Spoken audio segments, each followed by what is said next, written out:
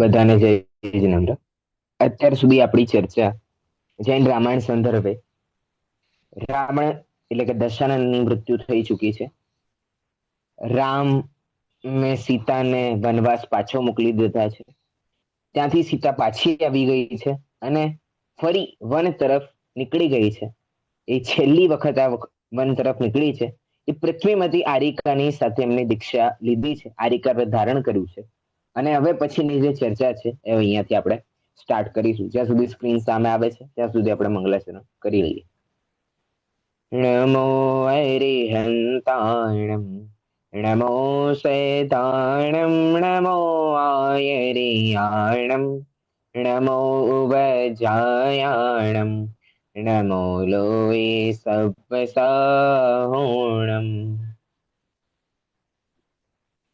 19મો દિવસ છે. અહીંયા બુક પ્રમાણે આપણે પદ્મ પુરાણના આધારે બનાવેલી રામ કહાની સુધાંત પ્રભાજી ટળિયાએ લખેલી છે. એના આધારે આપણે બધી ચર્ચાઓ કરી છે. એમાં 19મા દિવસની અંદર આપણે ચર્ચા ચાલતી હતી. કેવલીનો વૈરાગ્યમય ઉપદેશ સાંભળીને રામે કેવલીને પૂછ્યું કે હું કેવી રીતે આ ભવભ્રમણથી હું રાણીઓ સહિત સમસ્ત પૃથ્વીનું રાજ્ય છોડી શકું છું, પરંતુ ભાઈનો પ્રેમ છોડવા માટે અસમર્થ છું. તેમના સ્નેહ બંધનને તોડવાનો કોઈ ઉપાય બતાવો. તેના જવાબમાં કેવલી ભગવાનની દિવ્ય ધ્વનિમાં આવ્યું કે તું દુઃખી ન થા, તું બળદેવ છે. અત્યારે થોડા દિવસો સુધી વાસુદેવની સાથે તું સુખેથી રાજ્ય કરીશ અને પછી જીનેશ્વરી દીક્ષા ધારણ કરીને આજ ભવમાં મોક્ષ થઈશ. કેવલીના મુખથી રામનું ભવિષ્ય જાણીને બધા જ ખૂબ જ ખુશ થયા. એ પછી વિભીષણે પૂછ્યું કે દશાનનને શા માટે સીતાનું હરણ કર્યું હતું? ધર્મ, અર્થ, કામ, મોક્ષના જાણકાર, અનેક શાસ્ત્રોના પાઠી, અનેક ગુણોથી યુક્ત દશાનન પર સ્ત્રીની અભિલાષા કેમ કરી બેઠો? લક્ષ્મણે એ ધીરવીરનો સંગ્રામમાં કેમ સંહાર કર્યો? ઉત્તર સ્વરૂપે કેવલીની વાણીમાં આવ્યું કે દશાનનનો જીવ સીતાના જીવ પર ઘણા ભવથી આસક્ત હતો, પરંતુ તેણે પ્રાપ્ત ન કરી શક્યો હતો. તેથી આ ભવમાં પણ દશાનનના જીવે સીતાને પ્રાપ્ત કરવાની કોશિશ કરી. રામ લક્ષ્મણ બંને અનેક ભવના ભાઈ ભાઈ છે તથા રાવણના જીવને લક્ષ્મણના જીવ સાથે અનેક ભવથી વેર છે. તેથી પૂર્વ વેરને લીધે લક્ષ્મણે દશાનનને માર્યો. સીતાએ પૂર્વ ભવમાં મુનિનો અપવાદ કર્યો હતો, તેથી તેનો પણ અપવાદ થયો. એટલે આખી જે સ્ટોરી થઈ છે એ સ્ટોરીના પાછળનું રીઝન શું હતું કે ભાઈ પાછળ આવી ઘટનાઓ થઈ હતી. કેવલીના વૈરાગ્યમય ઉપદેશ સાંભળીને કૃતાંત વક્ર સેનાપતિએ રામને કહ્યું કે હું આ સંસાર ચક્રથી પાર થવા માંગુ છું, તેથી મને મુનિવ્રત ધારણ કરવાની ઈચ્છા છે. રામે ખૂબ જ સમજાવ્યું કે તમે ક્યારે પણ દુઃખ સહન નથી કર્યા. હવે વનની વિષમ ભૂમિમાં કેવી રીતે રહેશો? ત્યાંના દુઃખ કેવી રીતે સહન કરશો? તમને શત્રુની સેનાના કઠોર શબ્દો પણ સહન થઈ નથી શકતા, તો નીચ લોકો દ્વારા કરવામાં આવેલું અપમાન કેવી રીતે સહન થશે? રામનું ઘણું સમજાવ્યા છતાં પણ કૃતાંત વક્ર જ્યારે પોતાના નિર્ણય પર અટલ રહ્યા ત્યારે રામે કહ્યું કે જો આ ભવમાં આપનો મોક્ષ ન થયો અને તમે દેવ બન્યા તો સંકટ સમય આવીને મને સંબોધન કરજો. જો તમે મારો જરા પણ ઉપકાર માનો છો તો દેવગતિમાં મને ભૂલી ન જતા. કૃતાંત વક્ર બોલ્યો, હે સ્વામી, જેવી આપની આજ્ઞા. એટલું કહીને તેઓ અંતરબાહ્ય પરિગ્રહનો ત્યાગ કરીને દિગંબર મુનિ થઈ ગયા. એ પછી રામ બધા સાધુઓને નમસ્કાર કરીને સીતાની પાસે ગયા. વૈરાગ્યમય સીતાને જોઈને તેઓ આશ્ચર્યચકિત રહી ગયા. તેઓ મનમાં વિચારવા લાગ્યા કે ડરપોક સ્વભાવવાળી, વાદળાની ગર્જનાથી પણ ડરી જનારી સીતા હવે મહાભયંકર વનમાં કેવી રીતે રહેશે? ક્યાં તેનું કોમળ શરીર અને ક્યાં દુર્ધર જનરાજનું તપ? મારી ભૂલ હતી કે મેં આ મહાસતીને અપકીર્તિના ભયથી ઘરમાંથી કાઢી મૂકી, પરંતુ હવે શું કરી શકું? હવે જ્યારે તે જે માર્ગ પર આગળ વધી ચૂકી છે ત્યાંથી પાછું ફરવું મુશ્કેલ છે. હમણાં જ મેં દિવ્ય ધ્વનિમાં સાંભળ્યું કે જે થવાનું છે તે નિશ્ચિંત છે. તેથી હવે જ્યારે સીતાના ભાગ્યમાં વનવાસ સજ્જ છે તો એ મહેલોનું સુખ કેવી રીતે ભોગવી શકે? આ પ્રમાણે કેવલીના ઉપદેશને યાદ કરીને મનમાં ધૈર્ય ધારણ કરીને તેમણે સીતાને નમસ્કાર કર્યા. લક્ષ્મણ તથા લવકુશે પણ યોગ્ય સન્માન કર્યું અને તેઓ બધા અયોધ્યા પાછા ફર્યા. સીતાએ ખૂબ જ કઠિન તપસ્યા કરી. અનેક ઉપવાસોથી તેનું શરીર ક્ષીણ થઈ ગયું. શરીર સંસ્કાર રહિત અત્યંત શાંત ચિત્ત સીતા ઉગ્ર તપ કરવા લાગી. પોતાના અધ્યયન મનનમાં બળ પર તે બધી આરિકાઓમાં પણ મુખ્ય રહી. તેમણે 62 વર્ષ સુધી તપ કર્યું અને આયુષ્યના 33 દિવસ બાકી રહ્યા હતા ત્યારે સલ્લેખના ધારણ કરીને શરીરનો ત્યાગ કર્યો. સ્ત્રીલિંગને છેદીને તે અર્યુત નામના 16મા સ્વર્ગમાં પ્રતિઇન્દ્ર થઈ. અચ્યુત નામના સ્વર્ગમાં 16મા સ્વર્ગમાં એ પ્રતિઇન્દ્ર થઈ. બહેન સીતાને આરિકાના રૂપમાં જોઈને ભામંડલનું મન પણ વિરક્ત થઈ ગયું, પરંતુ પોતાના પુરુષાર્થની કમજોરીને લીધે તેઓ સ્વયં દીક્ષા ન લઈ શક્યા. આ પ્રમાણે ઘણા વર્ષો વીતી ગયા. બહેનના સમાધિ મરણના સમાચાર સાંભળીને તેઓ વિચારવા લાગ્યા કે હું જીન દર્શન પૂજા આદિ દરરોજ કરું છું, મુનિરાજને આહાર પણ આપું છું, પરંતુ દીક્ષા કેવી રીતે લઉં? જો મેં દીક્ષા લઈ લીધી તો મારી પ્રિય પત્નીઓ દુઃખી થશે, આવું ભામંડલ વિચારે છે. અને તેમના વિયોગમાં હું પણ જીવિત નહીં રહી શકું, અને હજી મારી ઉંમર પણ ક્યાં થઈ છે, ઘડપણમાં દીક્ષા લઈ લઈશ. આ પ્રમાણે પોતાના મનને સમજાવીને તેઓ પોતાની પત્નીઓ સાથે ભોગ ભોગવતા રહ્યા. એક દિવસ જ્યારે તેઓ મહેલમાં સૂઈ રહ્યા હતા ત્યારે મહેલ ઉપર વીજળી પડી, તેથી તરત જ તેમનું પ્રાણ પંખેરું ઉડી ગયું. ઉત્તમ પરિણામોને લીધે તેઓ ઉત્તમ ભોગભૂમિમાં જન્મ્યા. પોતાની 1000 રાણીઓ સાથે આનંદમાં રહેતા હનુમાને જ્યારે ભામંડલના દુઃખદ સમાચાર સાંભળ્યા તો તેઓ ખૂબ જ દુઃખી થઈ ગયા અને પોતાના મનને શાંતિ આપવા માટે રાણીઓ સહિત તેઓ સુમેરુ પર્વત સ્થિત જીન મંદિરના દર્શન કરવા ગયા. સુમેરુ પર્વત પર હનુમાનની રાણીઓએ રત્નોના ચૂર્ણથી માંડલું સ્થાપ્યું. એ પછી બધાએ સાથે મળીને મંદિરમાં જીનેન્દ્ર પૂજન કરી. રાત્રે હનુમાન આકાશ તરફ જોઈ રહ્યા હતા કે ત્યારે જ એક તારો તૂટતો તેમણે જોયો.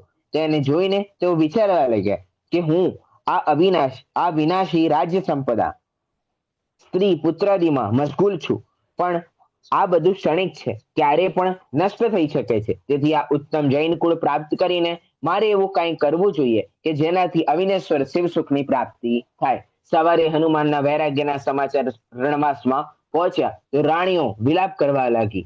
હનુમાનને તેમને સમજાવીને શાંત કરી સમસ્ત પુત્રોને યથાક્રમે રાજ્ય ધર્મમાં લગાવીને હનુમાને ધર્મરત્ન મુનિરાજ પાસે જીન દીક્ષા લઈ લીધી. હનુમાનની સાથે અન્ય 700 મોટા રાજા પણ મુનિ થઈ ગયા તથા રાણીઓ બંધુમતી આરિકાની પાસે જઈને આરિકાના વ્રત ધારણ કર્યા.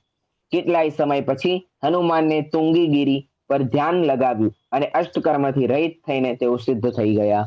અને અહીંયા હનુમાનને પણ સિદ્ધ અવસ્થા પ્રાપ્ત થઈ જાય છે. હવે 20મો દિવસ. રામ લક્ષ્મણના સુખેથી દિવસો પસાર થઈ રહ્યા હતા. બધેથી શાંતિ હતી. એક દિવસ કાંચન સ્થળ નામના રાજાએ કાંચન રથે પોતાની 2 પુત્રીઓના સ્વયંવરનું આમંત્રણ રામ લક્ષ્મણ પાસે મોકલ્યું. જેમાં સંમિલિત થવા માટે રામ લક્ષ્મણે પોતાના બધા જ પુત્રોને મોકલ્યા. સ્વયંવરમાં તે બંને રાજકુમારીઓમાંથી મોટીએ લવ અને નાનીએ કુશને વરમાળા પહેરાવી. આ જોઈને લક્ષ્મણની 8 પટરાણીઓના 8 પુત્રો સિવાય બાકીના 250 પુત્રોને તે કન્યાઓ પર ખૂબ જ ગુસ્સો આવ્યો. તેઓ વિચારવા લાગ્યા કે અમે નારાયણના પુત્ર છીએ, અમારામાં શું ખામી હતી કે અમને છોડીને તેણે સીતાના પુત્રોને વરમાલા પહેરાવી? ચાલો આક્રમણ કરીએ. પોતાના ભાઈઓને યુદ્ધ માટે ઉત્સુક જોઈને 8 મોટા ભાઈઓ તેમને સમજાવીને શાંત કર્યા. સ્ત્રીઓ માટે ભાઈઓમાં ઝઘડો થતો જોઈને 8 કુમારને વૈરાગ્ય આવ્યો અને રામ લક્ષ્મણ પાસે આજ્ઞા લઈને તેમણે જૈનેશ્વરી દીક્ષા લઈ લીધી. લક્ષ્મણના જે પહેલા જે મોટા 8 પુત્રો હતા એમણે અહીંયા વૈરાગ્ય આવી ગયો અને એમણે દીક્ષા લઈ લીધી. તેઓ અંતર બાહ્ય પરિગ્રહનો ત્યાગ કરીને વિધિપૂર્વક એરિયા સમિતિનું પાલન કરતા કરતા વિહાર કરવા લાગ્યા તથા કેટલાક દિવસ પછી આત્મલીનતાની દશામાં શુભાશુભ કર્મોનો નાશ કરીને અનંત સુખસિદ્ધ પદને પ્રાપ્ત કર્યું. રામ લક્ષ્મણે જ્યારે હનુમાન અને અષ્ટકુમારના વૈરાગ્યના સમાચાર સાંભળ્યા ત્યારે રામ હસીને બોલ્યા કે આ લોકોએ મનુષ્ય ભવના ક્યાં સુખ ભોગવ્યા? આટલી નાની ઉંમરમાં પ્રાપ્ત ભોગ સામગ્રી છોડીને યોગ ધારણ કરવા પાછળ શું તાત્પર્ય છે? આ પ્રમાણે વિચાર કરતા કરતા રામ સંસારના સુખ ભોગવતા ભોગવતા લક્ષ્મણની સાથે ન્યાયપૂર્વક રાજ્ય કરતા રહ્યા. અનુરાગે પૂછ્યું, અનુરાગ અહીંયા પાછો સીન બદલાઈ ગયો છે. અહીંયા જે વાર્તા જ્યાં ગુરુજી જ્યાં કહી રહ્યા હતા એ સીન પાછો આવી ગયો છે. અનુરાગે પૂછ્યું, ગુરુજી અમે તો સાંભળ્યું છે કે રામ લક્ષ્મણનું મળદું લઈને 6 મહિના સુધી ભટકતા રહ્યા હતા, તો લક્ષ્મણને શું થયું હતું? તેમનું મૃત્યુ કેવી રીતે થઈ ગયું? હવે બીજી આ ચર્ચા ચાલુ કરે છે જે અંત સમયની છે. ગુરુજીએ કહ્યું, એક દિવસ સ્વર્ગમાં ઇન્દ્ર પોતાની સભામાં તત્વ ચર્ચા કરી રહ્યા હતા. ત્યારે તત્વ ચર્ચા કરતી વખતે તેઓ બોલ્યા કે એ દિવસે ક્યારે આવશે જ્યારે હું સ્વર્ગનો સમય પૂર્ણ કરીને મનુષ્ય ભાવ પ્રાપ્ત કરીને મુનિવ્રત ધારણ કરીશ. આ સાંભળીને એક દેવ બોલ્યો, અહીં સ્વર્ગમાં તો આપણને એવું જ મન થાય છે, પણ મનુષ્ય દેહ પ્રાપ્ત કરીને આપણે એ ભૂલી જઈએ છીએ. આત્મહિત કરવાની વાત એ જીવ ભૂલી જાય છે. જો તમને મારી વાત પર વિશ્વાસ ન હોય તો પૂર્વના 5મા સ્વર્ગના બ્રહ્મેન્દ્ર નામના ઇન્દ્ર કે જે અત્યારે રામચંદ્ર છે એમને જ જોઈ લો. તેઓ અહીં તો આવું જ કહેતા હતા, પરંતુ હવે વૈરાગ્યનો વિચાર જ કરતા નથી. હવે એ પહેલાની વાત કરે છે કે ભાઈ પહેલા પૂર્વ ભાવમાં તો અહીંયા બહુ આવી જ ચર્ચાઓ કરતા, પણ ત્યારે જઈ અત્યાર સુધી એમણે વૈરાગ્ય લીધું નથી. સૌધર્મ ઇન્દ્રે કહ્યું, બધા બધા બંધનોમાં સ્નેહનું બંધન પણ ઘણું મજબૂત છે. એટલે બધા બંધનોમાં એક સ્નેહનું જે બંધન છે એ ઘણું મજબૂત છે. જો એકાદ અંગ બંધનમાં હોય તો વ્યક્તિ છૂટી શકે છે, પરંતુ સ્નેહ બંધનથી બંધાયેલા જીવ જરા પણ છૂટી શકતો નથી. લક્ષ્મણને રામ પ્રત્યે ખૂબ જ પ્રેમ છે. રામને જોયા વિના લક્ષ્મણને તૃપ્તિ નથી. તે પોતાના પ્રાણથી પણ વધારે રામને ચાહે છે. તેથી આવા ભાઈને છોડીને રામ કેવી રીતે વૈરાગ્ય પ્રાપ્ત કરી શકે? આ સાંભળીને સભામાં ઉપસ્થિત રત્નચૂલ અને મૃગચૂલ નામના દેવોએ વિચાર્યું કે ચાલો આપણે ત્યાં જઈને એ બંનેની પરીક્ષા લઈએ, જોઈએ કે જે ભાઈ રામ વિના એક દિવસ પણ જુદો રહી શકતો નથી તે રામના મૃત્યુના સમાચાર સાંભળીને શું કરે છે, શોકાતુર નારાયણની કેવી દશા થાય છે. એમ વિચારીને બંને અયોધ્યા આવ્યા અને વિક્રિયા કરીને સમસ્ત અંતઃપુરની સ્ત્રીઓ પાસે બનાવટી રોકકળ કરાવી અને વિક્રિયા દ્વારા બતાવ્યું કે સમસ્ત દ્વારપાળ, મંત્રી, પુરોહિત નીચું મોં કરીને લક્ષ્મણ પાસે આવ્યા અને તેમણે રામના મૃત્યુના સમાચાર સંભળાવ્યા. જે સાંભળીને લક્ષ્મણે હા કહી તથા પ્રાણ છોડી દીધા કે ભાઈ એવું થઈ ગયું, હા એમ કરીને એમને જીવ છૂટી ગયો લક્ષ્મણનો. આ રીતે અહીંયા લક્ષ્મણની મૃત્યુ થઈ જાય છે. આ જોઈને બંને દેવ ગભરાઈ ગયા કે ભાઈ હવે તો આ મજાક મસ્તી કરતા હતા, ખાલી જોવા માંગતા હતા, અહીંયા તો આમના પ્રાણ જ છૂટી ગયા. લક્ષ્મણને જીવાડવાનો ઘણો પ્રયત્ન કર્યો, પરંતુ જેનું મૃત્યુ જે નિમિત્તે થવાનું હોય છે તે પ્રમાણે થાય છે. એમ પોતાને હૈયા ધારણ આપીને તેઓ પોતાના સ્થાને પાછા ફર્યા. જ્યારે આ વાત રાણીઓને મળી ત્યારે રાણીઓએ વિચાર્યું કે તેમના પતિએ તેમનાથી નારાજ થઈને આ બધું દૈવી માયાથી કર્યું છે. તેથી તેઓ બધા તેમને જુદી જુદી રીતે કોઈ વાત બનાવવાનો પ્રયત્ન કરવા લાગ્યા. ઘણા સમય સુધી લક્ષ્મણ એમને એમ જ રહ્યા. તેમને શંકા ઊભી થઈ. પ્રતિહારી પાસે આ બધા સમાચાર સાંભળીને રામ પણ પોતાના બધા મંત્રીઓ સાથે ત્યાં આવ્યા. જો કે તેઓ લક્ષ્મણના મૃત્યુના વ્યક્તિના બધા જ ચિહ્ન જોઈ રહ્યા હતા, પણ મોહવશ તેમને જીવતા જ માની રહ્યા હતા. પીળું મુખ, શિથિલ શરીર, સમસ્ત ચેષ્ટાઓ વિના લક્ષ્મણને જોઈને તેઓ કહેતા હતા કે તને કોઈ પણ ઘા પણ નથી લાગ્યો, તો આ પ્રમાણે કેમ અચેત પડ્યો રહ્યો છે? કેમ ઉઠતો નથી? ઉઠ, આંખ ખોલો. જો તારી આ દશા જોઈને બધા લોકો કેટલા આકુળ વ્યાકુળ થઈ રહ્યા છે. આમ તો તું ક્યારેય નારાજ નથી થતો, આજે અમને બધાને હેરાન કરવા માટે તૈયાર થયો છે. અરે ભાઈ, તું જે કહીશ તે કરવા તૈયાર છું, હવે વાર ન કર. દુનિયાને ખાલી ફોગટનો તમાશો ન બતાવ. ઉઠ, જલ્દી ઉઠ. એમ જુદી જુદી રીતે ઉઠાડવાના પ્રયાસો કર્યા. તેમણે ખૂબ જ જલ્દી કુશળ વૈદ્યોને પણ બોલાવ્યા. જ્યારે તેમણે યોગ્ય તપાસ કર્યા પછી તેમણે મૃતક જાહેર કર્યા તો રામ બેહોશ થઈ ગયા. અંતઃપુરમાં દુઃખની લાગણી ફેલાઈ ગઈ. જ્યારે લવકુશ વિદ્યાધરોથી પણ ન જીતી શક્યા એવા વાસુદેવને ક્ષણભરમાં કાળનો કોળિયો બનતા જોયું તો તરત જ વિનસ્વર રાજ સંપત્તિનો ત્યાગ કરીને મહેન્દ્ર ઉદ્યાનમાં જઈને અમૃતેશ્વર મુનિરાજ પાસે દીક્ષા લઈ લીધી. આમણે પણ લવકુશે પણ દીક્ષા લઈ લીધી. રામ તો કોઈ વાતની ચિંતા જ ન હતી. તેઓ તો લક્ષ્મણના શરીરની સાથે જ રહેતા. તેને રામ એક ક્ષણ પણ ન છોડતા. તેના શરીરથી જુદા જુદા પ્રકારની વાતો કરતા અને ગુસ્સો કરીને કહેતા કે આજ સુધી તે ક્યારેય મારી આજ્ઞા ભંગ નથી કરી. આજે તું મારી વાત કેમ નથી સાંભળતો? મારી સાથે વાત કેમ નથી કરતો? જલ્દી ઉઠ. મારા પુત્ર વનમાં ગયા, હજી દૂર નહીં ગયા હોય. ચાલ તેમને પાછા લઈને આવીએ. અરે કેમ ઉઠતો નથી? ચાલ ઉઠ, હવે જ દર્શન કરવા જવાનું છે. હવે દર્શન કરવા જવાનું છે. હવે મુનિઓના આહારનો સમય છે. આ પ્રમાણે દરરોજ દિનચર્યાની વાતો કરતા રહ્યા. રાત્રે પોતાની પાસે સુવડાવતા અને ઉઠીને ફરી જૂની વાતો કરાવતા તથા સાથે સાથે જુદી જુદી રીતે વિલાપ કરતા. એટલે આમ મુર્દા સાથે આવું કરે છે રામ. આ બધા સમાચાર સાંભળીને વિભીષણ, વિરાધિત, સુગ્રીવ આદિ બધા પોતપોતાના પરિવાર સાથે જલ્દી અયોધ્યા આવ્યા તથા રામને નમસ્કાર કરીને રામને ધીરેથી વિનયપૂર્વક કહ્યું કે આપ તો જીનવાણીના જ્ઞાતા છો, સંસારનું સ્વરૂપ જાણો છો, તેથી આપે શોક ન કરવો જોઈએ. વિભીષણે કહ્યું કે આ તો અનાદિકાળથી ચાલ્યું આવે છે કે જન્મે છે તે મરે છે. આ શરીર વિનાશી છે, તેથી શોક કરવો વ્યર્થ છે. માટે આપણે આત્મકલ્યાણનો ઉપાય કરવો જોઈએ. આ પ્રમાણે અનેક યુક્તિઓથી તેમને સમજાવતા રહ્યા, પરંતુ રામ પર તેની કોઈ જ અસર થઈ નહીં. તેઓ લક્ષ્મણના મરેલા શરીરને છોડવા તૈયાર જ ન હતા, તથા તેમના અગ્નિ સંસ્કાર પણ કરવા દેતા ન હતા. જે અગ્નિ સંસ્કારની વાત કરતું તેની પર ગુસ્સે થઈ જતા. તેને પોતાનો શત્રુ માનતા લક્ષ્મણના શબને પોતાના ખભે ઉઠાવીને ચાલતા. કોઈની પણ વિશ્વાસ ન કરતા. પોતે નવડાવતા, તૈયાર કરાવતા, દૂધ પીવડાવવાની તથા ભોજન કરાવવાની પણ કોશિશ કરતા. જ્યારે આ વાત આખા રાજ્યમાં ફેલાઈ ગઈ કે લક્ષ્મણ મૃત્યુ પામ્યા છે, લવકુશ મુનિ બની ગયા છે, રામની દશા પાગલ જેવી થઈ ગઈ છે, ત્યારે બધા દુશ્મનો ફરીથી પોતાનું માથું ઉચકાવવા લાગ્યા. ખરદૂષણનો મોટો પુત્ર શંભુકનો ભાઈ સુંદના પુત્ર ચારુરથને ઇન્દ્રજીતના પુત્ર વર્ણમાલીની પાસે આવીને કહ્યું કે અમારા પિતા અને દાદા બંનેને લક્ષ્મણે માર્યા છે. અમારી પાતાલ લંકા છીનવી લીધી છે, તેથી રઘુવંશી આપણા શત્રુ છે. હજી તો લક્ષ્મણને મરે 11 પખવાડિયા થયા છે, 12મું પખવાડિયું ચાલ્યું છે. રામ પાગલ જેવા થઈ ગયા છે. ભાઈના મરેલા શરીરને ખભા પર મૂકીને ફરે છે. હજી તેઓ શસ્ત્ર ઉઠાવવાના સમર્થ નથી, તેથી અત્યારે અયોધ્યા પર આક્રમણ કર. પખવાડિયા એટલે દિવસ. શું? પખવાડિયા એટલે દિવસ. પખવાડિયું એટલે 15 દિવસ.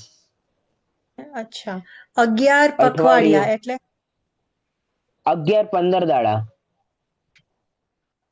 અચ્છા, ઓકે, એટલે 5.5 મહિના. હા હા હા, સમજી ગઈ. ઓકે. હજી તેઓ શસ્ત્ર ઉઠાવવામાં સમર્થ નથી, તેથી અત્યારે અયોધ્યા પર આક્રમણ કરવાનો સુંદર મોકો છે. આ પ્રમાણે ઇન્દ્રજીતનો પુત્ર તથા સુંદનો પુત્ર ભેગા મળીને રણભેરી વગાડી તથા અયોધ્યા તરફ કૂચ કરી. આ સાંભળીને સુગ્રીવાદી બધા આદિન રાજાઓ રામ પાસે ગયા. આ સાંભળીને રામ લક્ષ્મણને ખભા પર લઈને જ લડવા નીકળી ગયા. અને એમને લડવા પણ ક્યાં નીકળી ગયા? કે ભાઈ ખભા ઉપર મૂકીને. તમારું ધ્યાન નથી મારા ખ્યાલથી. આપણે આવે કડાવી. આ વખતે કૃતાંત વક્ર તથા જટાયુના જીવ જે સ્વર્ગમાં દેવ થયા હતા નું આસન કંપાયમાન થયું. હવે જે કૃતાંત વક્ર નામનો જે જીવ હતો અને જે જટાયુનો જે જીવ હતો એ સ્વર્ગમાં હતા, અને એમણે કહ્યું હતું કે મારી જરૂરત પડે તો મને ઉપદેશ આપવા આવજો. તેમનું આસન કંપાયમાન થયું. અવધિ જ્ઞાન જોડતા ખબર પડી કે શત્રુ દ્વારા રામ પર આપત્તિ આવી છે, તેથી તે ખૂબ ગુસ્સે ભરાયા છે. આ જોઈને કૃતાંત વક્રનો જીવે તેમના ગુસ્સાનું કારણ પૂછ્યું. ત્યારે તેમણે કહ્યું કે જ્યારે હું જટાયુ હતો ત્યારે રામે મને પોતાના પુત્રની જેમ પાડ્યો તથા જૈન ધર્મનો ઉપદેશ આપ્યો. મરતી વખતે નમોકાર મંત્ર સંભળાવ્યો, જેને લીધે હું દેવ થયો. હજી પણ તેઓ પોતાના ભાઈના મૃત્યુના શોકમાં સંતપ્ત છે. દુશ્મનોનું સૈન્ય તેમની પર આક્રમણ કરી રહ્યું છે. ત્યારે કૃતાંત વક્રના જીવે અવધિ જ્ઞાન જોડીને કહ્યું કે હે મિત્ર, પહેલાના ભાવનામાં તેઓ મારા સ્વામી હતા. હું તેમનો સેનાપતિ હતો. જ્યારે મેં મુનિવ્રત લીધું તો તેમણે મને કહેલું કે આપત્તિમાં મારી મદદ કરજો, તેથી ચાલો હું પણ તમારી સાથે જ આવું છું. ચોથા સ્વર્ગથી તેઓ બંને દેવ અયોધ્યા આવ્યા. કૃતાંત વક્રના જીવે જટાયુના જીવને કહ્યું કે તમે શત્રુ સેના તરફ જાઓ અને તેમની બુદ્ધિ વિજે વાળો, અને તથા હું રઘુનાથ એટલે કે રામ પાસે જાઉં છું. ત્યારે જટાયુના જીવે શત્રુ સેનાને મોહિત કરી તથા માયાથી એવું બતાવ્યું કે અયોધ્યાની આગળ અને પાછળ દુર્ગમ પહાડ છે. અયોધ્યા યોદ્ધાઓથી ભરેલી પડી છે. કિલ્લો આકાશને અડે છે. અયોધ્યાની અંદર અને બહાર વિદ્યાધર પડ્યા છે. તેઓ શત્રુથી જીતી શકતા નથી, અજેય છે. આ બધું જોઈને પોતાનો જીવ બચાવવા માટે શત્રુ સેના દોડા ભાગ મચી ગઈ. તેમને ભાગવાનો રસ્તો જ દેખાતો ન હતો. ત્યારે દેવે પોતાની વિક્રિયા દ્વારા દક્ષિણ દિશામાં ભાગવાનો રસ્તો બનાવ્યો. થોડે દૂર જઈને ઇન્દ્રજીતના પુત્રે વિચાર્યું કે હવે અમે વિભીષણને શું જવાબ આપીશું, રાજ્યમાં શું મોં બતાવીશું. એમ વિચારે શરમથી સુદના પુત્ર અને ઇન્દ્રજીતના પુત્રએ રતિવેગ નામના મુનિ પાસે દીક્ષા લઈ લીધી. ત્યારે જટાયુનો જીવ જે દેવ પર્યાયમાં હતો તેણે મુનિઓના દર્શન કરીને પોતાના સમસ્ત વૃત્તાંત કહ્યો તથા માફી માંગી ને અયોધ્યા પાછા ફરી ગયા. પેલા દેવે પાછી માફી પણ માંગી અને પાછા અયોધ્યા ગયા. અયોધ્યા આવીને તેમણે રામને લક્ષ્મણના વિયોગમાં બાળકો જેવી ચેષ્ટા કરતા જોયા. તેમને સમજાવવા માટે કૃતાંત વક્રના જીવે સુકાયેલા વૃક્ષને પાણી સિંચવા માંડ્યું. હવે એમને સમજાવવા માટે શું કરે છે એ જરૂરી છે કે ભાઈ સુકાયેલો વૃક્ષ હોય અને એને પાણી સિંચવે છે. જટાયુના જીવે પણ મરેલા બળદો ઉપર હળ મૂકીને શીલાની બીજ ઉપર બીજ વાવવાનો પ્રયત્ન, એટલે કે મરી ગયા હોય બળદો એના ઉપર હળ મૂકીને એને ચલાવવાનો પ્રયત્ન કર્યો. કેટલોક સમય વીત્યા પછી કૃતાંત વક્રનો જીવ પાણીથી ભરેલો ઘડાને વલોવવા લાગ્યા, અને થોડાક ટાઈમ પછી શું કરવા લાગ્યા, તમે પાણીનાથી ભરેલો જે ઘડો હતો એ ઘડામાં વલોવવા લાગ્યા. એટલે જે દૂધમાંથી આપણે ઘી બનાવીએ છીએ છાશમાંથી, કે વલોવવાની જે ક્રિયા છે એવું કરવા લાગે અહીંયા પાણીમાં. પણ પાણીમાં ક્યાં વલોવાય, તો કઈ થાય જ નહીં. જટાયુનો જીવ રેતીની ગાણીમાં પીલવા લાગ્યો, અને રેતીને ની ગાણીમાં પીલવા લાગે છે, રેતીને ગાણીમાં પીલવા લાગે છે. આ પ્રમાણે અનેક પ્રકારના નિરર્થક કાર્યને તે બંને દેવોએ રામની પાસે કર્યા. આ જોઈને રામે તે બંનેને વારાફરતી કહ્યું કે તમે તો ઘણા મૂરખ છો. સૂકા વૃક્ષમાં પાણી સિંચવાથી શું લાભ, અને તેમને એટલી ખબર નથી કે મરેલા બળદોથી ખેતી થાય. આ પ્રમાણે શીલા પર બીજ વાવવાથી શું થાય, એટલે કે શીલા એટલે કે પથ્થર ઉપર તમે બીજ વાવો તો થોડી ના કઈ વૃક્ષ ઉગી જાય. અને રેતીને પીલવાથી શું તેલ નીકળે. ખરેખર આ બધા કાર્ય વ્યર્થ છે, નિષ્ફળ છે. ત્યારે તે બંને બોલ્યા કે તમે પણ ભાઈના મરેલા શરીરને લઈને ફરો છો, એનાથી શું ફાયદો. આ સાંભળીને લક્ષ્મણના શરીરને ગાઢ આલિંગન કરીને રામે ગુસ્સે થઈને કહ્યું કે તમે ભાઈ વિશે આવા અયોગ્ય વચન શા માટે કહો છો. આ પ્રમાણે કૃતાંત વક્રના જીવ તથા રામ વચ્ચે આ વાત ચાલી જ રહી હતી કે જટાયુનો જીવ એક મળદાને માથા પર લઈને આવ્યો. ત્યારે રામે કહ્યું કે મળદાને માથા પર રાખીને કેમ ફરો છો. ત્યારે જટાયુનો જીવ બોલ્યો કે તમે તો પ્રવીણ છો, તમે કેમ અચેતન લક્ષ્મણના શરીરને લઈને ફરો છો. પોતાનો આવડો મોટો દોષ દેખાતો નથી, અને બીજાનો નાનો અમથો દોષ પણ નજરે પડે છે. આપણે બંને એક સરખા જ છીએ, તેથી મને તમારી પર વધારે પ્રેમ ઉભરાય છે. ફાલતુ કામ કરવા વાળાઓમાં તમે મુખ્ય છો. અમે પાગલ છીએ, તો તમે પાગલોના સરદાર છો, તેથી જ તમારી પાસે આવ્યા છીએ. તમે તો પાગલોના સરદાર છો. આ પ્રમાણે એ બંને દેવ મિત્રોના વચન સાંભળીને રામનો મોહ એટલે કે અજ્ઞાન તૂટ્યું, તેમને તત્વજ્ઞાન મળ્યું. તેઓ મનમાં વિચારે છે કે મનુષ્યનું જીવન તો ક્ષણ માત્રમાં નષ્ટ થઈ જાય છે. ચતુર્ગતિ સંસારમાં ભ્રમણ કરતા કરતા મેં અત્યંત કઠિનાઈથી મનુષ્ય ભાવ પ્રાપ્ત કર્યો છે, મોહ વશ વ્યર્થ ગુમાવ્યો છે. આ સંસારમાં ભાઈ, પુત્ર, સ્ત્રી આદિ તો ક્ષણ માત્રમાં છૂટી જવાના છે. રામને વાત સમજાઈ એમ ખ્યાલ આવતા બંને દેવોએ માયા દૂર કરી પોતાનું અસલી રૂપ પ્રગટ કર્યું, અને લોકોને આશ્ચર્ય પમાડે તેવી અદ્ભુત વિભૂતિ બતાવવા લાગ્યા. પછી રામને કહ્યું કે આપે આટલો સમય રાજ્ય કર્યું, સુખ મેળવ્યું. ત્યારે રામ બોલ્યા, રાજ્યમાં શેનું સુખ, અહીં તો અનંત વ્યાધિ છે. જે છોડીને જેઓ મુનિ થયા તે અત્યંત સુખી છે. પણ એ બતાવો કે આપ કોણ છો, અને મારા પર શા માટે આવો ઉપકાર કર્યો છે. ત્યારે બંનેએ કહ્યું કે હું જટાયુનો જીવ છું, તે તમારા દ્વારા અપાયેલા નમોકાર મંત્રથી ચોથા સ્વર્ગમાં દેવ થયો, અને આપના સેનાપતિ કૃતાંત વક્રનો જીવ છે. રામે કહ્યું, તમે બંને મારા પરમ મિત્ર છો, તમારે મને સંબોધન કરવું યોગ્ય જ હતું. એ પછી તેમણે સરયુ નદીને કિનારે લક્ષ્મણની દાહ ક્રિયા કરી, તથા શત્રુઘ્નએ રાજ તિલક કરીને હું તો મુનિવ્રત ધારણ કરીને સિદ્ધ પ્રાપ્ત કરવા ઈચ્છું છું, તમે આ રાજ્યને સંભાળો. ત્યારે શત્રુઘ્નએ કહ્યું, હું પણ ભોગોનો લોભી નથી, હું તો તમારી સાથે જ મુનિવ્રત ધારણ કરીને સિદ્ધ પદ પ્રાપ્ત કરવા માંગુ છું. ત્યારે રામે અનંગ લવણના અને પુત્ર અનંત વલણને રાજ્ય આપ્યું, તથા દીક્ષા માટે નીકળી પડ્યા. રામની સાથે જ વિભીષણ, સુગ્રીવ વગેરે પોતપોતાનું રાજ્ય પોતપોતાના પુત્રોને સોંપીને દીક્ષા લઈ લીધી. જ્યારે રામચંદ્રજીએ ચારણ રીતિધારી મહાવ્રતી સુવ્રત મુનિરાજ પાસે જઈને સુવ્રત મુનિરાજ પાસે અહીંયા દીક્ષા લે છે. જેમ દીક્ષા લીધી ત્યારે દેવોએ પંચાશ્ચર્ય કર્યા. કૃતાંત વક્ર અને જટાયુના જીવે પણ પરમ ઉત્સાહ કર્યો. રામને આધીન અન્ય વિદ્યાધર, ભૂમિગોચરી બધા રાજાઓ મનમાં વિચારે છે એક કે મિનિટ, જ્યારે આ પૃથ્વી અહીંયા રામે અનંગ લવણના અને પુત્ર અનંગ લવણ એટલે આ જે લવ નો પુત્ર ઈ હા લવનો અનંગ લવનો લવણના અને પુત્ર અનંત લવણ. હા, એટલે એટલે આ લાઈક લવ એ તો લાઈક દીક્ષા બરાબર. લવનું લવના નામ લવણ હતું ને ઓરિજિનલ. હા, એટલે ત્યારે રામે અનંગ લવણ એટલે આ જે લવ નો પુત્ર કે લવ ને લવનો પુત્ર. અનંગ લવણના અને તો પુત્ર અનંત અને લવણ. કેમ છે? અને પુત્ર. મારા ખ્યાલથી આ પ્રિન્ટિંગ મિસ્ટેક લાગે છે મને, હા કે હા બે પ્રિન્ટિંગ. લોકોને થોડી રાજ્ય આપ્યું છે. હા, અને અમે આગળ તો એવું ને કે લાઈક બે લાઈક લવ કુશ. અથવા લવકુશના પુત્રો હશે, અનંગ લવણ અને અનંત લવણ. ઓકે, હા, ઓકે. લવકુશના પુત્રો હશે, અનંગ લવણ અને અનંત લવણ. ઓકે. રામને આધીન અને વિદ્યાધર ભૂમિ ગોચરી બધા રાજા મનવા વિચારે છે કે જ્યારે પૃથ્વીપતિ રામ પૃથ્વીને છોડીને મુનિ થયા, તો અમારી પાસે તો એવો કંઈ જ પરિગ્રહ નથી જેના લોભમાં અમે ઘરમાં રહીએ. આ પ્રમાણે રામની સાથે સાથે 16,000 રાજાઓથી વધારે રાજાઓ મુનિ થયા અને 28,000 રાણીઓ આરિકા વ્રત થઈ. આ પ્રમાણે અહીંયા વૈરાગ્ય આવી જાય છે. હવે છેલ્લે એક એન્ડિંગ જેવું અહીંયા કરે છે. કેટલાક દિવસ પછી રામગુરુની, એટલે અહીંયા મોક્ષ કરાવે છે, મોક્ષની વચ્ચે કઈ ઘટના હશે.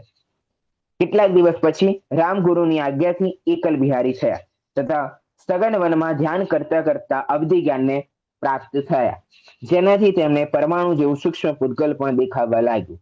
લક્ષ્મણના પણ અનેક ભવ દેખાયા, પરંતુ મોહ તૂટી જવાથી હવે તેમને રાગ ન ઉપજાવ્યો. તેઓ વિચારતા હતા કે જેમણે 100 વર્ષ કુમાર અવસ્થામાં, 300 વર્ષ મંડલેશ્વર અવસ્થામાં અને 40 વર્ષ દિગ્વિજયમાં વ્યતીત કર્યા, જેમણે 11,508 વર્ષ સુધી સામ્રાજ્ય પદનું સેવન કર્યું તથા 12,000 વર્ષમાં 25 વર્ષ ઓછા એટલો સમય ભોગાવસ્થામાં વ્યતીત કર્યું, એ લક્ષ્મણ પણ છેવટે ભોગથી તૃપ્ત ન થવાથી નીચે એટલે કે નરકે જ ગયા. અહીંયા નરકમાં જીવ જાય છે લક્ષ્મણનો જીવ. એક દિવસ તે મહામુનિ રામ પંચોપવાસની પ્રતિજ્ઞા પછી એરિયા સમિતિના પાલનપૂર્વક નંદનસ્થલી નામની નગરીમાં પારણા માટે ગયા. નગરમાં નર નારી મનમાં વિચારતા હતા કે અમે એ મહાભાગ્યવાન હશે જેના ઘરમાં મહામુનિ આહાર લેશે. આ બધા તેમને ઘર ને પોતાના ઘરમાં આહાર કરાવવા માટે ઉત્સુક થઈ ગયા. નગરમાં મુનિરાજને જોઈને રાજાને આહારદાનનો વિકલ્પ આવ્યો, પરંતુ રાજા આહારદાનની વિધિ જાણતા ન હતા. તેથી તેમણે પોતાના મંત્રીઓને મુનિરાજને લઈ આવવા માટે કહ્યું. મંત્રીગણ પણ આહાર વિધિ જાણતા ન હતા, તેથી પ્રજાને આહાર આપવાની ના કીધી અને રામ મહામુનિની પોતાની સાથે આવવા માટે કહ્યું. રાજા અંતરાય જાણીને વનમાં પાછા ફર્યા અને કાયોત્સર ધારણ કર્યું. હા, રામે અંતરાય જાણ્યો અને પાછા વનમાં ગયા અને કાયોત્સર ધારણ કર્યું. મુનિરાજ આહાર કર્યા વિના પાછા ફર્યા, તેથી બધા દુઃખી થયા. ફરીથી રામે 5 ઉપવાસ કર્યા. તેમણે મનમાં નિયમ લીધો કે વનમાં કોઈ શ્રાવક શુદ્ધ આહાર આપે તો લેવો, નગરમાં જવું જ નહીં.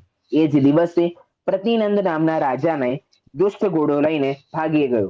ત્યારે તેઓ વનમાં સરોવરમાં ફસાઈ ગયા. રાજાને નજરેથી દૂર થયેલા જાણીને રાણી પણ બીજા ઘોડા પર ચડીને રાજાની પાછળ પાછળ ગઈ. થોડી જ વારમાં રાણી રાજા પાસે પહોંચી ગઈ. તેઓ બંને પરસ્પર વાતો જ કરી રહ્યા હતા કે રામ મુનિરાજ આહારચર્યા માટે પહોંચ્યા. રાજા રાણીએ નવદા ભક્તિપૂર્વક આહાર કરાવ્યો. રામ મુનિરાજનો નિરંતરાય આહાર થયો ત્યારે પંચ આશ્ચર્ય થયા. મુનિરાજ શ્રી રામ અક્ષય મહારિદ્ધિના ધારક હતા, તેથી તે દિવસે રસોઈનું અન્ન અખૂટ રહ્યું. એ દિવસે અન્ન પતું નહીં. એ પછી રામ સઘન વનમાં ધ્યાન કરવા લાગ્યા, જેનાથી તેમને અનેક રિદ્ધિઓ ઉપજી, પરંતુ ધ્યાનમગ્ન તેમને રિદ્ધિઓની કંઈ જ ખબર ન હતી. તેમના તપના પ્રભાવથી વનમાં જંગલી જાનવરોના પરિણામ શાંત થઈ ગયા. જીવોને જાતિગત વિરોધ મટી ગયો. તેઓ મુનિરાજ રામનું શાંત સ્વરૂપ જોઈને શાંત થઈ ગયા. આ પ્રમાણે તપ કરતા કરતા વિહાર કરતા કરતા તેઓ કોટી શિલા પર પહોંચ્યા અને ત્યાં ધ્યાન લગાવીને બેઠા. સીતાનો જીવ કે જે પ્રતિઇન્દ્ર બન્યો હતો, તેણે અવધિ જ્ઞાન લગાવીને જ્યારે એ જાણ્યું કે મારા પૂર્વ ભવના પતિ રામ કર્મોને નષ્ટ કરવા માટે ઉદ્યમી થયા છે, ત્યારે પૂર્વ ભવના રાગવશ તે એમ વિચારે છે કે હું મારી દેવ માયા દ્વારા કંઈક એવું કરું કે એમનું મન ડગી જાય અને તેઓ શુક્લ ધ્યાનથી ચિત્ત થઈને શુભોપયોગમાં આવી જાય, જેથી એ પણ મારી સાથે સ્વર્ગમાં દેવ બને. 22 સાગર સુધી અમે બંને સાથે સાથે રહીએ અને બંને સાથે મળીને લક્ષ્મણનું ધ્યાન રાખીએ. આ પ્રમાણે અહીંયા સીતા ભાવના ભાવે છે અને એવું કાર્ય કરે છે આગળ. આ વિચારીને સીતાનો જીવ પ્રતિઇન્દ્ર અન્ય દેવોની સાથે જ્યાં રામ ધ્યાનારૂઢ હતા ત્યાં આવ્યો અને રામને ધ્યાનથી ડગાવવા માટે દેવ માયા રચાવી. વનમાં વસંત ઋતુ પ્રગટ કરી, જુદા જુદા પુષ્પો ખીલાવ્યા, સુગંધિત વાયુ ચલાવવા લાગી. ઈચ્છાનુસાર રૂપ બદલનાર તે પ્રતિન્દ્ર સ્વયં સીતાનું રૂપ લઈને રામની પાસે આવ્યો. રામને અનેક પ્રકારના પ્રેમ ભર્યા વચન કહ્યા. મેં વગર વિચારે તમારી આજ્ઞા વિના દીક્ષા લઈ લીધી. પછી તપસ્વીની બનીને જ્યાં ત્યાં વિહાર કરવા લાગી. ત્યારે વિદ્યાધરોની ઉત્તમ કન્યાઓ મને ઉપાડીને લઈ ગઈ અને મને જુદી જુદી રીતે સમજાવવા લાગી કે આવી અવસ્થામાં દીક્ષા લેવી વ્યર્થ છે. આ દીક્ષા તો અત્યંત વૃદ્ધ સ્ત્રીઓને જ શોભે છે. અમે બધા તમને આગળ રાખીને ચાલીએ છીએ, જેથી તમારા આશ્રયથી બળદેવની સાથે વિવાહ કરીશું. આ પ્રમાણે સીતાના જીવ પ્રતિઇન્દ્રએ ઘણા પ્રકારે માયાજાળ રચી, પરંતુ રામને ધ્યાનથી ડગાવવા માટે કોઈ જ સમર્થ ન થયો. એ શ્રી રામચંદ્રને શુક્લ ધ્યાનની અવસ્થામાં મહાસુદ બારસની રાત્રિમાં પાછલા પ્રહરમાં કેવળ જ્ઞાનની પ્રાપ્તિ થઈ જાય છે. અને અહીંયા મુનિરાજ રામને કેવળ જ્ઞાનની પ્રાપ્તિ થઈ જાય છે. મુનિરાજ રામને કેવળ જ્ઞાન થતા જ દેવોના આસન કંપાયમાન થઈ ગયા. અબધિ જ્ઞાનથી રામને કેવળ જ્ઞાન થયું જાણીને દેવોએ આવીને ગંધકુટીની રચના કરી તથા કેવલ જ્ઞાનની મહિમા કેવલ જ્ઞાની રામની દિવ્ય ધ્વનિ ફરી. સીતાના જીવ પ્રતિઇન્દ્રએ કેવલીની પૂજા કરી, 3 પ્રદક્ષિણા કરી, વારંવાર ક્ષમાયાચના કરી. ત્યારબાદ દિવ્ય ધ્વનિ સાંભળી. જ્યારે શ્રી રામ કેવલીને વિહાર કર્યો ત્યારે દેવ પણ વિહાર કરી ગયા.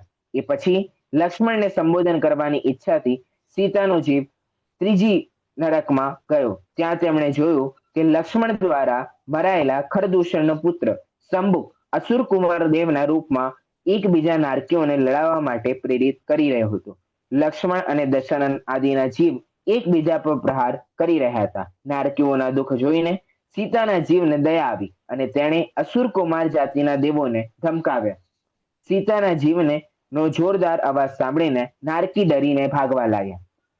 ત્યારે સીતાના જીવે તેમને આશ્વાસન આપ્યું તથા સમજાવતા કહ્યું કે તમે ડરો નહીં, હમણાં જ તમને બધાને મારી સાથે લઈ જાઓ. એમ કહીને જેવા પ્રતિઇન્દ્રએ તેમને ઉઠાવવાનો પ્રયત્ન કર્યો કે તેમના શરીરના પરમાણુ પારાની જેમ વિખરાઈ ગયા. ત્યારે નારકીઓએ કહ્યું કે અમે જે પૂર્વ ભવનામાં ખોટા કર્મ કર્યા છે તેનું ફળ અમારે અત્યારે ભોગવવું જ પડશે. તેથી હવે તમે જ અમને આ દુઃખથી છૂટવાનો ઉપાય બતાવો. પ્રતિઇન્દ્રએ કહ્યું, દુઃખથી છૂટવાનો એકમાત્ર ઉપાય પોતાના આત્માને જાણવું, ઓળખવું તે જ છે. તેમાં જ જમવું રમવું છે તે છે.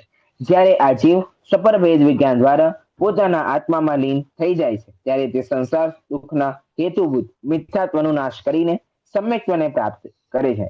જેમ જેમ જીવની સ્વાનુભવની દશા વૃદ્ધિ થાય છે તેમ તેમ તેનો સંસાર ઘટતો જાય છે. અને જો જીવ એક અંતર્મુહૂર્ત આત્મલીનતાની દશામાં ટકી જાય તો હંમેશાને માટે સંપૂર્ણ દુઃખોથી છૂટી જાય છે. તેથી તમે આ દેવાલયમાં વિરાજમાન દેહથી ભિન્ન ને જ ભગવાન આત્માને જાણો, તેને જ પોતાનો માનો, તેમાં જ જમી જાઓ, સમાઈ જાઓ. સુખી થવાનો એકમાત્ર આ જ ઉપાય છે. સુખી થવાનો એકમાત્ર આ ઉપાય છે. આ નરક પર્યાયમાં પણ આત્માને જાણવા ઓળખવાનું કાર્ય થઈ શકે છે. જો કે આત્મામાં જમવું રમવું આ પ્રતિકૂળ વાતાવરણમાં દુષ્કર અવશ્ય છે, પરંતુ અસાધ્ય નથી. લક્ષ્મણ અને દશરથના જીવે પૂછ્યું કે આપ કોણ છો? ત્યારે તે પ્રતિઇન્દ્ર બોલ્યો કે હું સીતાના જીવ તપના પ્રભાવથી 16મા સ્વર્ગમાં પ્રતિઇન્દ્ર થયો છું. તમે વિષયાવાસનામાં ફસાઈને અહીં આવે પડ્યા. દશરથના જીવે પૂછ્યું, અત્યારે રામ ક્યાં છે? પ્રતિઇન્દ્રએ કહ્યું, રામે દીક્ષા લઈને કેવલ જ્ઞાન પ્રાપ્ત કરી લીધું તથા અત્યારે ભરત ક્ષેત્રમાં તેઓનો ધર્મોપદેશ થઈ રહ્યો છે. હવે હું પણ તેમનો ઉપદેશ સાંભળવા જઈ રહ્યો છું. આટલું કહીને પ્રતિઇન્દ્ર ત્યાંથી વિદાય થયા અને શ્રી રામ કેવલીની દિવ્ય ધ્વનિ સાંભળવા પહોંચી ગયા. રામના તત્વોપદેશ સાંભળ્યા પછી પ્રતિઇન્દ્રએ પૂછ્યું કે હે નાથ, અત્યારે દશરથ વગેરે ક્યાં છે? લવકુશ ક્યાં જશે? ભામંડલની કઈ ગતિ થઈ? ત્યારે શ્રી રામ ભગવાનની દિવ્ય ધ્વનિમાં આવ્યું કે દશરથ, કૌશલ્ય, સુમિત્રા તથા સુપ્રભા તેમજ જનક અને કનક બધા જ તપના પ્રભાવથી 13મા સ્વર્ગમાં ગયા છે. તેઓ બધા સરખી રિદ્ધિના ધારક દેવ છે. લવકુશ આ જન્મમાં જ મોક્ષ જશે તથા તારો ભાઈ ભામંડલ પોતાની રાણી સુંદર માલિની સહિત દેવકુરુ ભોગભૂમિમાં ગયો છે. ત્યારે પ્રતિઇન્દ્રએ પૂછ્યું કે મારા દશાનન અને લક્ષ્મણના હવે કેટલા ભાવ બાકી છે? કેવલીની દિવ્ય ધ્વનિમાં આવ્યું કે દશાનન તથા લક્ષ્મણ પહેલા તો ભાઈ ભાઈ થશે, પછી અનેક ભાવ પછી તેઓ 7મા સ્વર્ગમાં જશે. પછી તું જ્યારે 16મા સ્વર્ગમાંથી નીકળીને ભરત ક્ષેત્રમાં રત્નસ્થલપુર નામના નગરમાં ચક્રરથ નામનો ચક્રવર્તી થઈશ. ત્યારે તેઓ 7મા સ્વર્ગથી નીકળીને તારો જ પુત્ર થશે. ત્યાં દશાનનના જીવનું નામ ઇન્દ્રરથ અને લક્ષ્મણના જીવનું નામ મેઘરથ હશે. ઇન્દ્રરથ અનેક શ્રેષ્ઠ ભવ ધારણ કરીને તીર્થંકર થશે. ત્યારે તું ચક્રવર્તી પદ છોડીને મુનિ પદ ધારણ કરીને પંચોત્તરમાં અહમેન્દ્ર થઈશ અને ત્યાંથી નીકળીને દશાનનનો જીવ તો તીર્થંકર થશે અને તું તો પ્રથમ ગણધર થઈને મુક્તિ પ્રાપ્ત કરીશ. લક્ષ્મણનો જીવ વિદેશ ક્ષેત્રમાં શતપત્ર નગરમાં ચક્રવર્તી પદ ત્યાગીને મુનિપદ ધારણ કરીને તીર્થંકર થશે. વાર્તા પૂરી કરતા હવે અહીંયા આખી બધી ચર્ચા થઈ ગઈ. હવે છેલ્લે કહે છે કે વાર્તા પૂરી કરતા ગુરુજીએ કહ્યું કે જેવી રીતે સમુદ્ર અસીમ છે, તેની સીમા મર્યાદિત કરી શકાતી નથી, તેવી જ રીતે કેવલીના ગુણ પણ અસીમ હોય છે. તેને શબ્દોની સીમામાં બાંધી શકાતા નથી. પોતાના અલ્પ જ્ઞાન દ્વારા તેઓના પૂર્ણ જ્ઞાનને શબ્દોની સીમામાં બાંધવું શક્ય જ નથી. કેવલી રામની કુલ આયુ 17,000 વર્ષ હતી. આ દેહમાં રહેવાનો સમય હવે માત્ર 7 વર્ષ રહી ગયો. ત્યારે એ 7 વર્ષમાં તેમનો નિરંતર ઉપદેશ થતો રહ્યો. ત્યારબાદ તેઓ 8 કર્મોનો નાશ કરીને દેહનો ત્યાગ કરીને અવ્યાબાદ સુખમય સિદ્ધ દશાને પ્રાપ્ત કરીને લોકના અગ્રભાગમાં વિરાજમાન થઈ ગયા. એટલું કહીને જ્યાં ગુરુદેવની ગંભીર વાણીએ વિરામ લીધો ત્યાં જ એક શ્રોતા બોલી ઉઠ્યો, પછી શું? હવે તે રામ સિદ્ધ અવસ્થામાં અનંતકાળ સુધી અનંત સુખનો ઉપભોગ કરતા રહેશે. અને હવે અહીં આ રામ કહાની સમાપ્ત થાય છે. જો તમે ઈચ્છો તો રામના પવિત્ર જીવનમાંથી શિખામણ લઈને સ્વયં પણ રામની જેમ જ ભગવાન બની શકો છો, અનંત સુખી થઈ શકો છો. બધાને જય જિનેન્દ્ર. આ પ્રમાણે આપણે પણ જૈન રામાયણ પૂર્ણ કરી અને છેલ્લે એકમાત્ર સંદેશ છે કે ભાઈ વિતરાગતાની તરફ બધા ગયા છે, તો આપણે પણ પ્રયાસ કરવો જોઈએ કે આપણા જીવન કાળમાં પણ આપણે પણ વિતરાગતાની તરફ